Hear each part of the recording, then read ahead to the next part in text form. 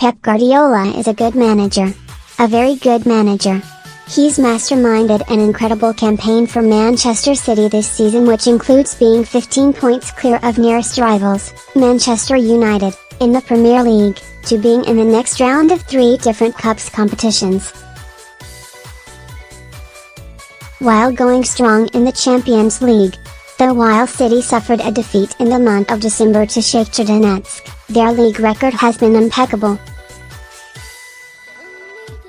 And following City's heroics, Guardiola has been named the Premier League Manager of the Month for a record 4th successive time. It's Mark's first time in the history of the monthly award that a manager has won it 4 straight times. September, October, November and now December. Incredible achievement, Pep. They began the month with a nervy win over West Ham courtesy of David Silva, who bagged in the final stages. Then claiming bragging rights in Manchester after beating crosstown neighbours at Old Trafford.